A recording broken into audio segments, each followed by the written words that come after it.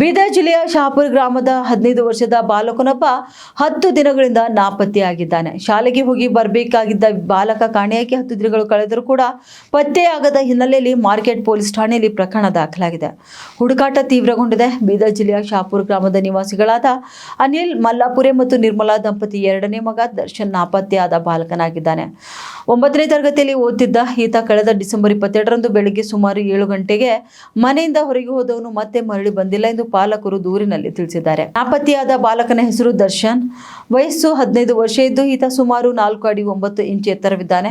ಗೋಧಿ ಬಣ್ಣದ ಮೈಬಣ್ಣ ಹಾಗೂ ಕಪ್ಪು ಕೂದಲನ್ನು ಹೊಂದಿರುವ ಬಾಲಕ ನಾಪತ್ತೆಯಾದ ಸಮಯದಲ್ಲಿ ಬಿಳಿ ಬಣ್ಣದ ಜಾಕೆಟ್ ಮತ್ತು ಕಪ್ಪು ಬಣ್ಣದ ಪ್ಯಾಂಟ್ ಧರಿಸಿದ್ರು. ಈ ಬಾಲಕನ ಬಗ್ಗೆ ಯಾರಿಗಾದರೂ ಮಾಹಿತಿ ಸಿಕ್ಕಲ್ಲಿ ಕೂಡಲೇ ಬೀದರ್ ಮಾರ್ಕೆಟ್ ಪೊಲೀಸ್ ಠಾಣೆಯ ಫೋನ್ ಸಂಖ್ಯೆ 0848226709 ಅಥವಾ ಮೊಬೈಲ್ ಸಂಖ್ಯೆ 9480803447ಕ್ಕೆ ಸಂಪರ್ಕಿಸಲು ಕೋರಲಾಗಿದೆ. ಇನ್ನು ಮಗನಿಗಾಗಿ ಕಾಯುತ್ತಿರುವ ಪೋಷಕರಿಗೆ ನೆರವಾಗಿ ಎಂದು ವಿನಂತಿ ಮಾಡಿಕೊಳ್ಳಲಾಗಿದೆ.